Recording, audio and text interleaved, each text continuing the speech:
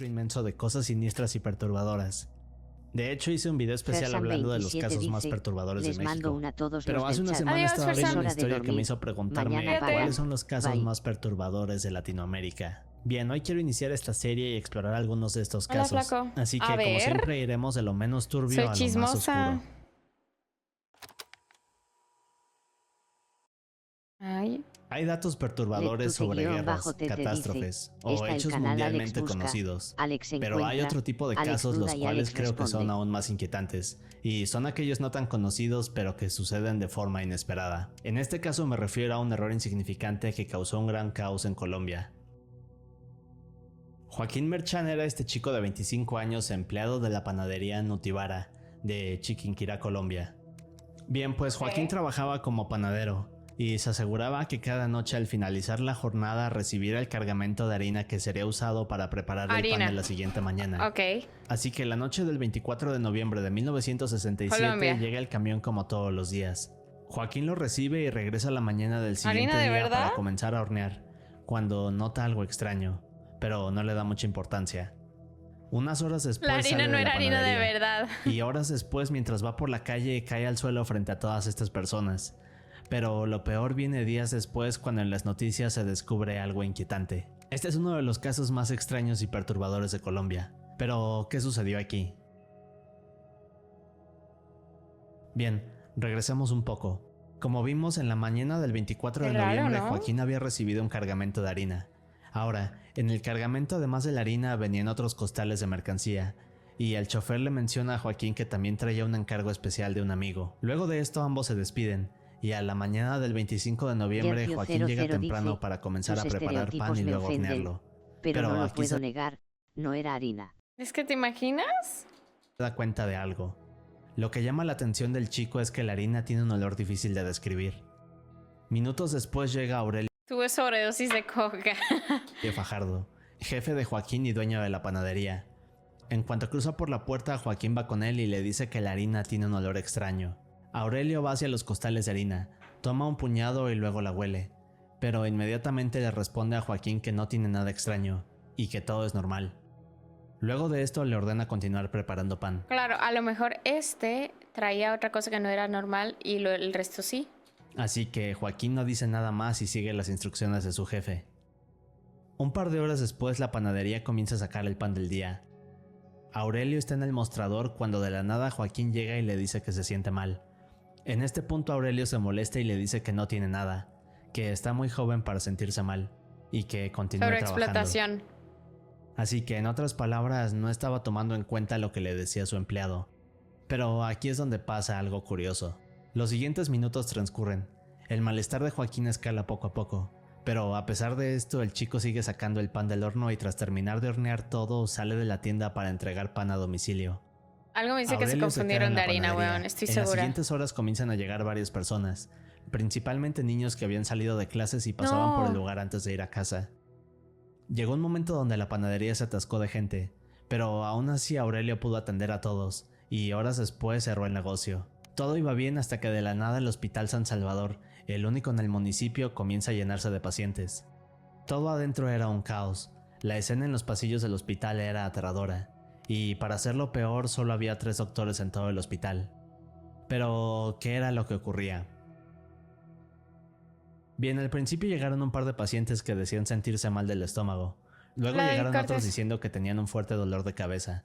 Pero en menos de una hora llegaron más de 80 personas con escalofríos, vómito y colapsando frente a todos. Lo más triste e inquietante es que muchas de estas personas eran padres que llevaban a sus hijos en brazos pidiendo auxilio desesperados. No. Pero lamentablemente muchos de estos no llegarían a tiempo, y 100 personas terminarían perdiendo la vida.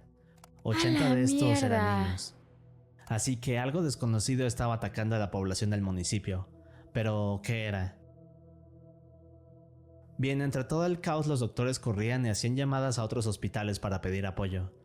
Mientras hacen esto comienzan a hacer estudios, y de pronto se dan cuenta que toda esta gente ha sido envenenada. El problema es que no tenían ni idea de cómo era posible. De hecho, durante todo este día en las noticias no paraban de hablar del incidente. Había decenas de teorías sobre lo que había ocurrido. Por ejemplo, se mencionaba que quizás alguien había puesto veneno en los tanques de agua de varias casas, y al beber del grifo habían ingerido esta toxina. Otra teoría mencionaba que algo había sucedido con los empaques de leche y que esta estaba contaminada. Pero para mí no es culpa de Joaquín, sino de su jefe, porque Joaquín le dijo, esto está raro, y el jefe estaba, tú tienes que trabajar, nosotros ocupamos plata, ¿te sientes mal? Me vale verga, continúa trabajando. Eso se llegó a pensar que había un gran virus en el aire el cual era letal, e hizo que muchos no quisieran salir de casa en las siguientes horas. Pero como dije, al final de esto morirían 100 personas, y un total de 800 más habrían sido envenenadas. Las autoridades estaban desesperadas por encontrar al responsable de esto, y de hecho en los siguientes días fueron armando las piezas hasta que lograron encontrar al culpable, pero lo que descubrieron fue extraño. Bien, pues resulta que luego de investigar se dan cuenta de que estas 800 personas habían consumido pan de Nutibara. Luego de esto se pensó que el pan traía heces de rata y que esto causaba que todos se enfermaran, pero la realidad era algo mucho peor. Ahora, al llegar a Nutibara, las autoridades comenzaron a interrogar a Aurelio, pero este rápidamente mencionó que él no tenía nada que ver con la preparación del pan, y que Joaquín era el responsable de prepararlos y hornearlos. El problema es que el chico había salido a hacer las entregas, y no solo eso. De hecho, cuando Joaquín iba a mitad del trayecto entregando pan en las casas, comenzó a correr desesperado al hospital, debido a que no aguantaba el malestar. Pero mientras lo hacía, colapsa en la calle frente a todas estas personas, y un par de minutos después pierde la vida. No. Así que las autoridades se habían quedado sin respuestas. Y solo por olerlo, porque él no se lo comió. Pero lo siguiente que hacen es examinar cada uno de los ingredientes en el pan. En el caso de los huevos y la leche descubrieron que todos eran frescos, pero cuando llegan a la harina se dan cuenta que esta tiene un olor extraño. Y no solo tenía un olor extraño, sino que había partes que estaban húmedas. Aquí es cuando todo cobra sentido. Bien, pues resulta que aquella noche del 24 de noviembre aquel encargo especial que llevaba el chofer eran estas cajas con botellas de cristal, solo que estas traían algo conocido como Folidol, un insecticida bastante poderoso y que se usa en campos de cultivo. No. De hecho es tan potente que para usarlo hay que estar en una zona ventilada, usar mascarilla, guantes y no ingerir alimentos durante su uso. Este veneno incluso tiene una gran etiqueta con un esqueleto advirtiendo que es letal. Pero lo que había ocurrido en realidad era que aquel amigo del chofer le dio estas cajas de botellas llenas de Folidol, solo que jamás mencionó que este era un veneno con el que había que ser cuidadoso. Así que durante el trayecto una de estas botellas se rompe dejando caer unas cuantas gotas encima de la harina. Oh, shit. Luego de esto Joaquín la recibe, al siguiente día prepara panes, luego come uno de estos y más tarde saldría a entregarlos. Pero desgraciadamente se comió uno en el camino.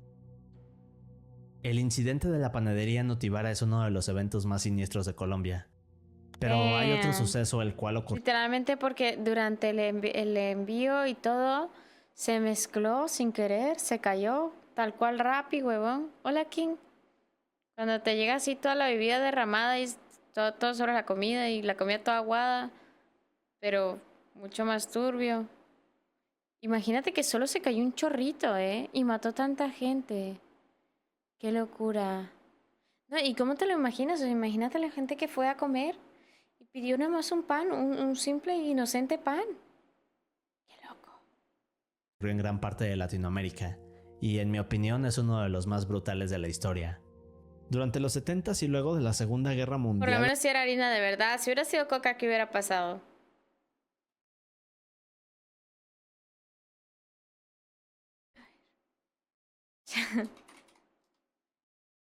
¿Se drogaban y ya? ¿De sobredosis? ¿Puedes hacer pan por accidente con cocaína en vez de harina? ¿Qué pasa si lo consumes?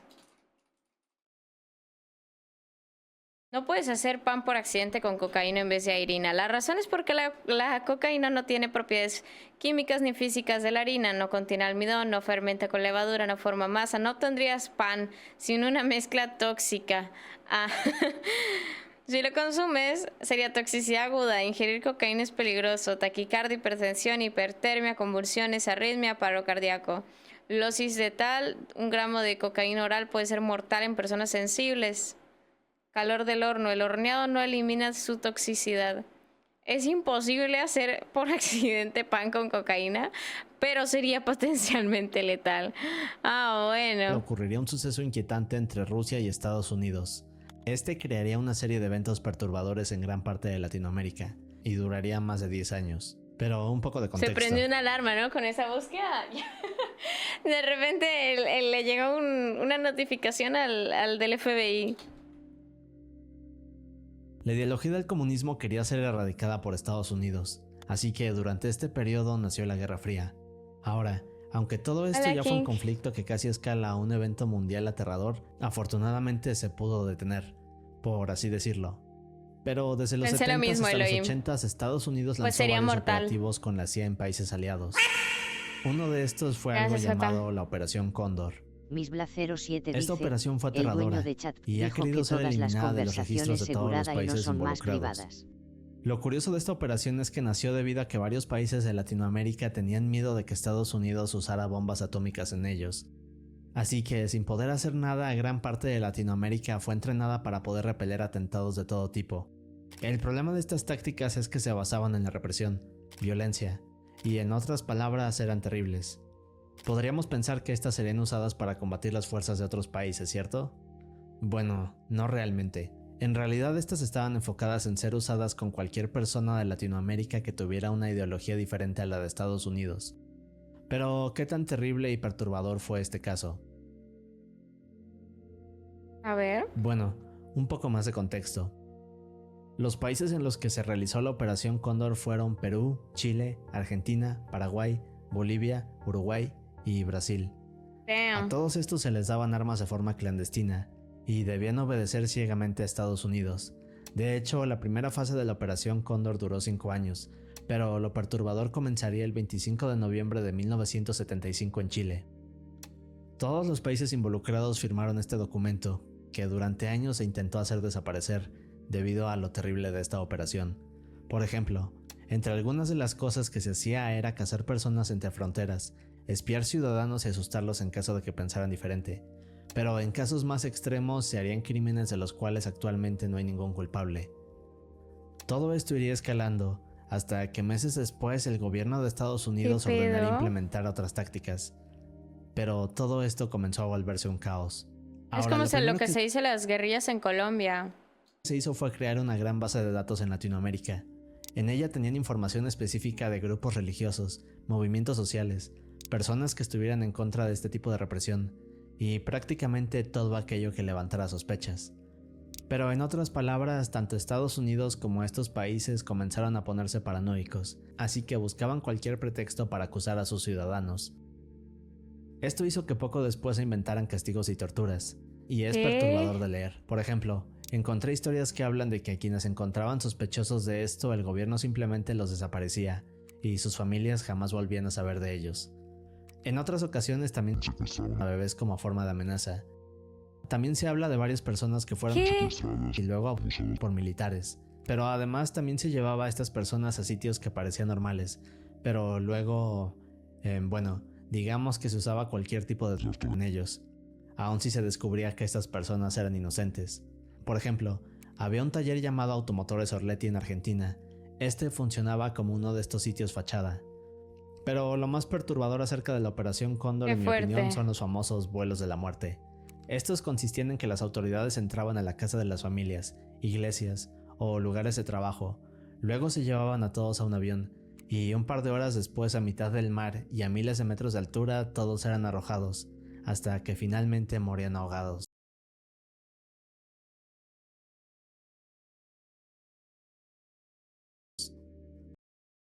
¿Qué? Renzo. Para cuando terminó la Operación Cóndor en los 80, se calcula que más de 400,000 personas fueron detenidas. 30,000 más simplemente desaparecieron y 50,000 más murieron. Como dije, uno de los casos más brutales de Latinoamérica. Pero el siguiente caso es uno de los más inquietantes que podemos escuchar. El Cartel es un podcast y programa de la radio en La Mega, una estación de Colombia.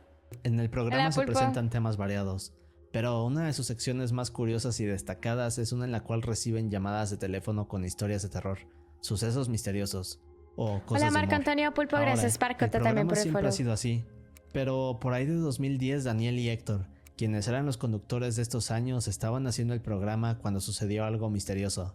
Al día de hoy no se sabe cómo fue posible esto, y de hecho el suceso sería tan perturbador que Discovery Channel lanzaría un episodio especial de esto. Pero ¿de qué les estoy hablando? Ay no, ni escalofríos. ¿Aló, la amiga? Hola, Sí. mi abuelita. ¿Cómo? Abuelita, ¿eres tú? Abuelita. Abuelita, ¿Qué es eso?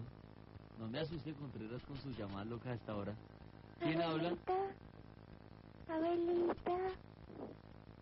No. Abuelita. ¿Aló? Maldita sea, no me vas a dejar asustar. ¡Aló! Abuelita. Un día durante el tiempo de llamadas, a eso de la 1 a.m., Ay, no. Daniel y Héctor toman una en la cual escuchamos a esta niña pequeña angustiada. Se encuentra hablándole a su abuelita con estos sonidos como de distorsión. Ahora esta no decía nada más, y la llamada se corta luego de casi 40 segundos. Al principio Daniel y Héctor toman esto como una broma. El único detalle Ujú. extraño es que una niña de esta edad marcara a esta hora, y que no quisiera participar en el programa. La Sí, llamada es no tiene raro. nada de especial, y realmente no ocurre nada más, así que los conductores continúan como siempre hasta que el show termina. Al siguiente día comienza de nuevo el programa, y en las primeras llamadas que reciben las personas le preguntan a Daniel y Héctor qué fue esa llamada con la voz de niña, y si esto se trataba de una broma. Hola Los Tomasito. conductores explican que no tienen ni idea de lo que había pasado, pero de Oh. pronto la línea cambia. Qué turbio. Esto no estaba planeado por nada de eso. ¿Aló? Abuelita. ¿Alfredito? Abuelita. Qué verga. Quiero mi abuelita. Bien, pues en esta segunda llamada Pone los escuchamos una pelos vez de punta, huevón. Hola Paloma. más a la misma niña, solo que ahora parece llorar diciendo que quiere a su abuelita. Pero aquí es donde este evento se vuelve aún más extraño. Ay, Ahora, no. de acuerdo con varias personas que escuchaban el ¿Gente? programa, al momento de esta segunda llamada comenzaron a ocurrirles cosas raras. Por ejemplo, a quienes se iban en coche se les apagaba el motor, a quienes estaban en casa se les iba la luz, o simplemente se ¿Y por qué a mí no se me ha ido el stream? escuchaban sonidos de golpes en las ventanas. Era un fenómeno curioso, pero aquí ocurre algo más. Luego de escuchar ambas llamadas, estas se enviaron a examinar a Edwin Robles, un especialista en psicofonías, y lo que encontró fue... bueno, veamos un poco más.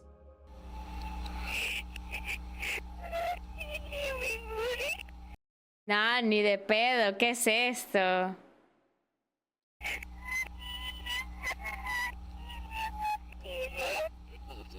Qué verga, nah. Más rebuscado también, te digo.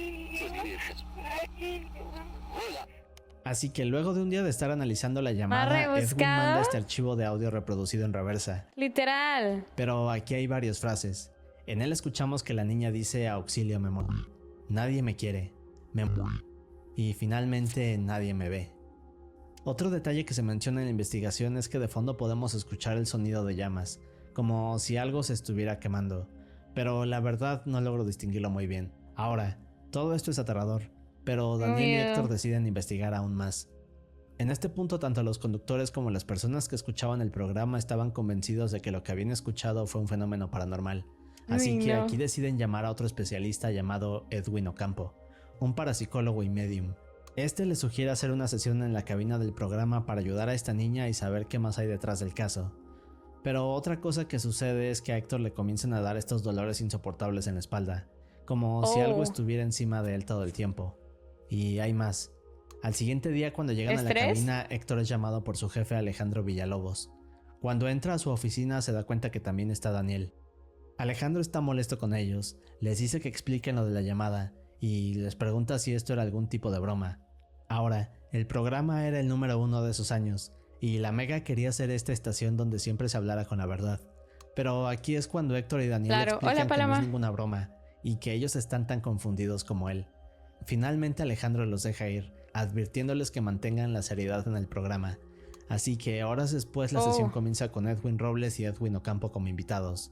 Solo que sucede algo raro. Además de que el dolor insoportable en la espalda de Héctor, este comienza a sentir un gran calor que proviene detrás de él a su lado izquierdo. Justo al momento que siente este calor, Edwin Ocampo se congela y luego dice que puede ver a la niña, que está justo en su lado izquierdo. Ay, este no mames. No, cállate. Punto todos están nerviosos. Edwin comienza a decir que aquella niña tiene entre 8 o 9 años. En cuanto dice esto, una silla de la cabina se mueve sola. Ahora, de acuerdo con quienes escucharon el programa en vivo, aseguran que pudieron escuchar cómo esta silla se arrastraba. Pero hay más. Luego de esto, Edwin Ocampo logra canalizar a la niña preguntándole qué es lo que quiere. De inmediato, esta se apodera de él y comienza a pedir ayuda. Aquí es cuando revela que una noche mientras dormía comenzó un incendio. De inmediato corrió para ir por su abuelita, pero al parecer ambas fallecieron en este incendio. No. Luego de esto el espíritu de la niña habría quedado atrapado, y desde entonces deseaba encontrar a su abuelita para poder irse en paz. Al final de todo, Edwin logra contactar a la abuelita de esta niña, y ambas logran abandonar la sesión. Pero tanto las llamadas como todo lo que ocurrió durante esa semana es considerado uno de los casos paranormales mejor documentados de Latinoamérica.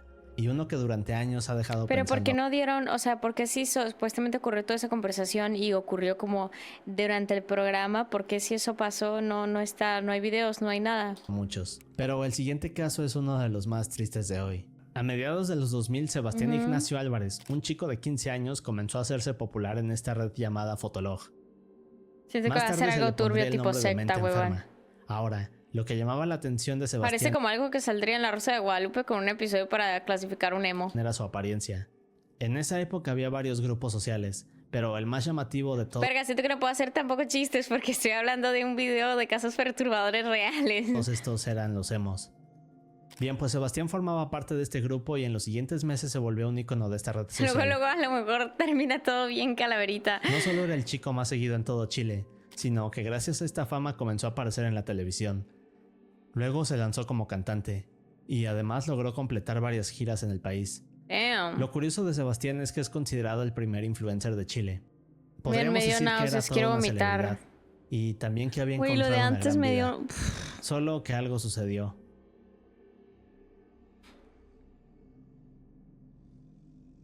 En los siguientes años las modas fueron pasando, así que todos estos grupos sociales comenzaron a desaparecer. Esto hizo que las personas comenzaran a dejar de interesarse en la apariencia emo de Sebastián, hasta que finalmente desapareció de internet. O por lo menos eso se pensaba, pero adelantémonos un poco más. Para 2009 se había perdido todo rastro de Sebastián, pero un día de la nada apareció en internet. ¿Y qué Este pasó? había creado una cuenta de Twitter. Podríamos pensar que publicaba más cosas sobre él intentando hacerse viral otra vez, ¿cierto? Sí. Bueno, no realmente. En realidad Sebastián había cambiado su comportamiento. Es decir, en vez de ser aquel chico agradable de Fotolog, ahora era un joven adulto que se la pasaba publicando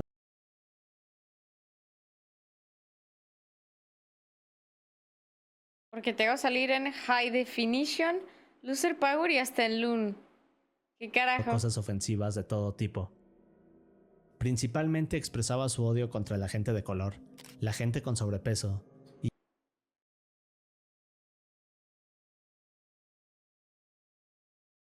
y en ocasiones contra las mujeres. Pero aquí es donde se pone peor. Hola, Eduardo. Ahora, para sorpresa de muchos, este tipo de cosas hizo que Sebastián comenzara a tener más exposición en redes. Sus publicaciones causaban controversia, y esto hizo que sus seguidores de hace años comenzaran a ponerse en contra de él. Digamos que era como si Sebastián pareciera estar enfurecido contra el mundo.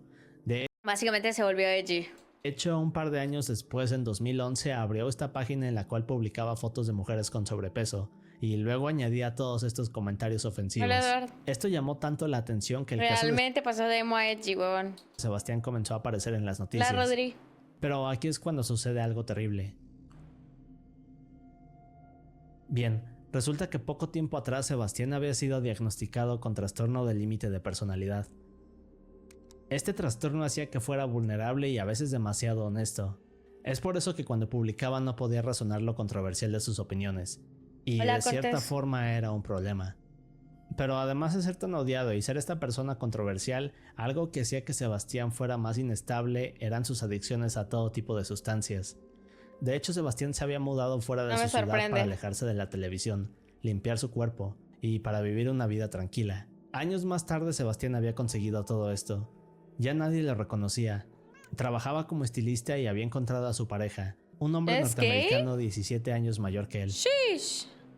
Todo Porque iba muy siempre bien. los gays salen con gente con tanta diferencia de edad. A mí me impacta eso, huevón. Bueno, no siempre, pero verga, es como súper común en los gays que salgan con gente de una diferencia garrafal de edad. Pero en 2017 Sebastián y Michael se mudan a Curiñanco. Y meses después, en septiembre de este año, Sebastián desapareció mientras daba un Supongo paseo que porque no hay muchos, ¿no? No hay muchos hombres gay y pues lo que hay, ¿no? con su perro. Pero, ¿qué fue lo que No, pasó? pero sí me da intriga.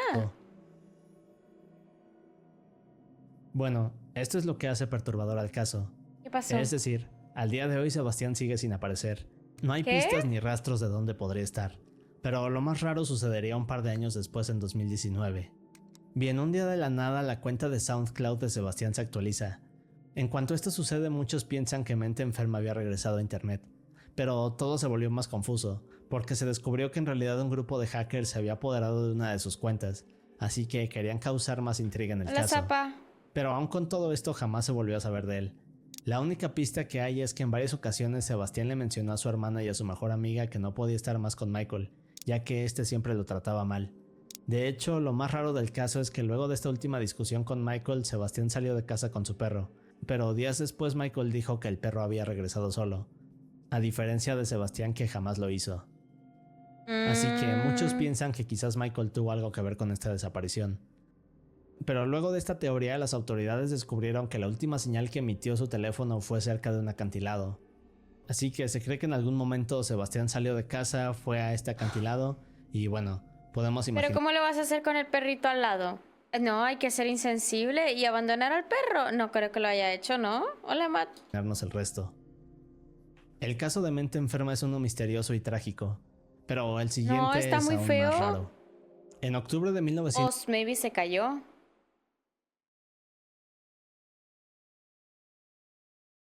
Bueno, a ver, al tener trastorno límite de personalidad también le pudo haber dado una especie de estado de psicosis.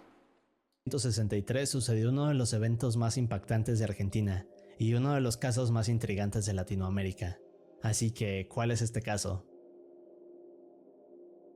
Bien, Hola, Dora Alan. Guzmán era esta chica de 15 años que trabajaba como empleada doméstica de la familia Moreno. En esta familia estaban las hermanas Argentina y La Holly. preguntará No sé si lo dije bien, pero bien, estas viajarán para encontrarse con su padre Pues Antonio y su todavía otra no hermana aparece. llamada Yolanda. En esta Fue ocasión con lo las de chicas Nat. debían viajar desde Rosario hasta San Miguel de Tucumán. GG's. Pero antes harían una parada en la finca de la familia en un sitio remoto de Trancas. Bien, pues este viaje comenzó en la mañana del 21 de octubre, pero sucedería algo perturbador más tarde.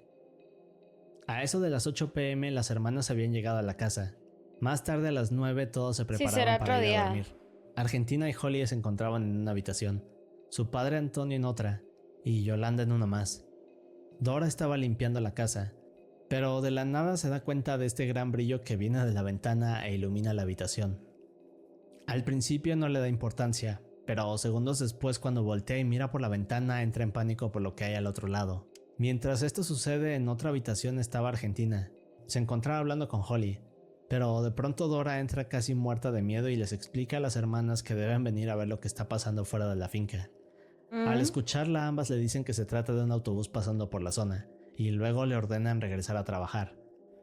Solo que Dora estaba muy nerviosa y les asegura que hay algo más afuera. Después comienza a suplicarles que entiendo. por favor la acompañen y vean qué es esta cosa de la ventana, pero aún así ninguna de ellas le cree. Así que segundos después Dora sale corriendo de la habitación y entra a la de Yolanda. Solo que luego de insistirle, Dora logra convencerla, así que ambas se asoman por la ventana. Y aquí es cuando la historia comienza a ponerse más interesante. Pero además de todo, lo que sucedería después se convertiría en uno de los casos más increíbles de Argentina. No entiendo. Bien, cuando los otros miembros de la familia Moreno se asoman por la ventana, lo que ven son estas 5 luces. Estas se encontraban a unos 100 metros de la finca. Como era de noche y esta casa estaba sola a medio del campo, no había autos o algo que Constantino. pudiera causar estos destellos. Lo más curioso es que estas luces eran tan intensas que podían iluminar las zonas más lejanas del campo. Era muy difícil de explicar lo que estaba sucediendo, pero Uy. luego de esto las luces comienzan a parpadear. Luego la familia Moreno se da cuenta de que alrededor de estas luces comienzan a caminar decenas de siluetas. Qué verga. Lo primero que piensan es que se trata de un accidente y que estas siluetas eran personas y autoridades intentando ayudar. Así que sin pensarlo salen de casa. El problema es que cuando salen corriendo por el campo se dan cuenta que por encima de estas luces hay una mucho más grande y mucho más elevada. Esta tenía un color verdoso. En cuanto ven esto quedan confundidos y vuelven a entrar a la finca muertos de miedo. Pero aquí vendría lo más extraño de este suceso. Oh, no. De pronto aquella luz verde gigante comienza a acercarse a la finca. Luego todos comienzan a sentir este gran calor que incrementaba a medida que esta cosa se acerca. Seguido de esto viene un zumbido desconocido, y segundos después comienza una neblina extraña que proviene de la parte baja del objeto. Uy, no. Pero de pronto notan algo más. En realidad no era un objeto, sino 3 de estos. Durante casi 40 minutos estuvieron flotando alrededor de la finca para luego desaparecer hacia el oeste. Pero ¿qué sucedió luego de este ¿Durante cuánto? objeto? Sino 3 de estos. Durante casi 40 minutos estuvieron flotando Damn. alrededor de la finca para luego desaparecer hacia el oeste. Pero ¿qué sucedió luego de esto? Bueno, aquí es donde se pone extraño. Al día siguiente la familia Moreno sale para preguntar a sus vecinos si habían visto lo mismo, pero lo increíble es que nadie sabía nada. Los Moreno estaban asustados y desesperados intentando saber qué había pasado. Qué raro. Y luego de un par de horas recorriendo la zona llegan a la casa de otro vecino llamado Francisco Tropiano. Cuando le preguntan si había visto lo mismo, lo único que Francisco les responde es que no vio ninguno de estos objetos, pero que sí había visto cómo toda la finca estaba iluminada y que emitía este gran resplandor a eso de las 10 de la noche. Qué verga. Más tarde el rumor de estos objetos se esparció por toda la ciudad, así que comenzaron a llegar periodistas, autoridades y más personas que intentaban saber qué había sucedido. Y lo que encontraron fue sorprendente. Al llegar al sitio todos se dan cuenta que en el suelo se encontraba esta gran marca. Era un aro de 8 metros de diámetro marcado a la perfección en el pasto, como si hubiera quemado el sitio donde había aterrizado. Y eso no es todo. En el suelo también había un polvo extraño que era demasiado fino y tenía un color blanco intenso. Cuando tomaron las muestras de este polvo determinaron que este era carbonato de calcio y carbonato de potasio. Ahora, estos son elementos que pueden darse de forma natural, pero en este caso había grandes cantidades de estos, y no había ninguna explicación razonable. Otro de los fenómenos fue Qué que la raro. vegetación de la zona se hizo de un color rojizo, y luego del incidente el pasto seco en forma de aro jamás volvió a crecer. Este caso paranormal es considerado uno de los más increíbles de Argentina. Pero el siguiente es uno terrible y trágico. Qué loco, ¿no?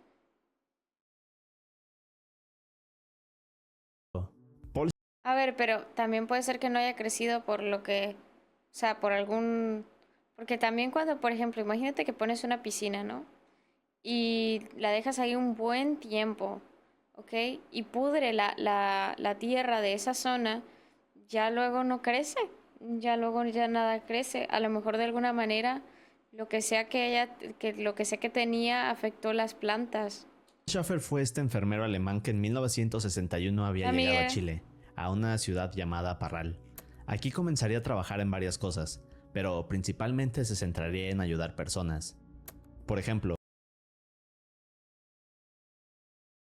Sí, sí, pero aunque sea que lo de costado llega al centro, llega un momento donde no, porque yo me acuerdo que, o sea, lo digo porque me acuerdo una vez que colocamos una piscina de estas de cloro, de estas así inflables, y quedó un tiempo, o bueno, podría ser un jacuzzi, no me acuerdo la cosa, pero la cosa es que después de estar varios meses se quitó y más nunca salió ahí pasto, más nunca. O sea, la palabra es más nunca. Y crecía pasto a los alrededores y todo bonito, pero justo ahí no. O sea, la cantidad excesiva de cloro que había caído en esa zona, el sofoco, la falta de luz, simplemente pudrió la tierra de ese círculo. Hola, Betruls. durante toda la década de los 50, Paul había Y trabajado pasaron como un año y medio y todavía. como un predicador Hola, Luis. cristiano haciendo decenas de giras por Alemania y consiguiendo así miles de Oh, seguidores. no, una Luego de esto secta. trabajaría ayudando a orfanatos La y verdad. más tarde lograría crear organizaciones para ayudar a niños. Bueno, pues como dije, en 1961 llegó a Chile, con 300 seguidores alemanes que decidieron ayudarlo en su misión de ayudar Sería interesante saber si el carbonato de potasio o el carbonato de calcio de alguna manera joden la vegetación o no lo hacen. personas. Así que cuando llegan a Parral deciden fundar algo llamado la Colonia Dignidad. Este era el proyecto más grande de Paul hasta ahora. Pero, ¿qué era esta colonia? Bueno, en esencia era un sitio retirado, tranquilo y rodeado de todos estos ríos y montañas. Ay, no. Es decir, para Paul era el lugar ideal para crear esta gran comunidad y así hacer el bien en el mundo. Siempre O hacen por esa lo menos mierda, eso es huevón. lo que se pensaba. Y aquí es cuando se comienza a poner complicado. Ahora, Es la como el colonia caso de Dignidad en Estados realidad tenía Unidos. un gran secreto. Este secreto era bien sabido y todos los habitantes alrededor de Parral sabían que por nada del mundo debían acercarse a la colonia Dignidad. De hecho, la colonia estaba abierta a todo público, prometía grandes cosas a todo aquel que decidiera unirse, pero aún así nadie en Chile quería nada que ver con este lugar. Y hay más, este gran secreto de la colonia Dignidad hizo que el mismo presidente de esa época, Augusto Pinochet, se hiciera un gran amigo de Paul. Así que, ¿cuál era este gran ¿Comían humanos? secreto? Bien, de los 300 seguidores alemanes que habían llegado junto con Paul, 100 de estos eran niños que habían sido traídos a Chile sin papeles. Otros eran sobrevivientes de la Segunda Guerra Mundial quienes habían perdido a sus padres. Paul había convencido a todas estas personas de seguirlo hasta Chile.